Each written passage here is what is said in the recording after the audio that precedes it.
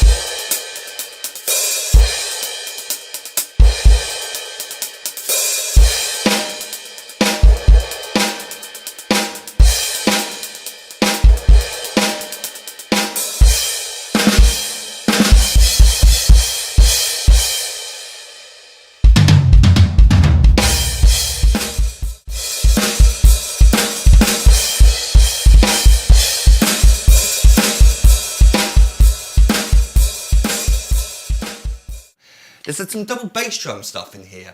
So when I'm playing double bass drum, there's double bass drum stuff being played within the groove and I'm playing on the hi-hat, then I just tend to have the hi-hat just fully open and just it's washing. And I believe that's what Ian does on the recording. He's probably got a second hi-hat setup, which is permanently sort of half closed. An auxiliary hat. Back in the 80s, you'd have a trillion drums and toms, so you probably had 600 different hi-hats as well. Why not? You're not setting up, it's the radio that's doing it for you. So I played out a half-open hi-hat, just basically play it open, and my 2 feet on the double bass drum throughout this song, pretty much all the way through. So yes, we've got this distinctive drum fill that starts off the song.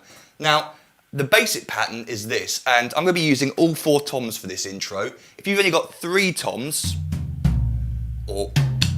then you can use up different combinations depending on how many drums you have. But basically you want to go from the highest set of drums to the lowest. If you can play 2 drums at the same time, then that adds to the power. But if you can't, then you can just play, and you've got 2 toms, for example, well, then you're going to struggle. But you could probably come up with some way around it. You just have to play some of the notes on the same tom. Anyway, I'm using 4 toms for this, just because I can.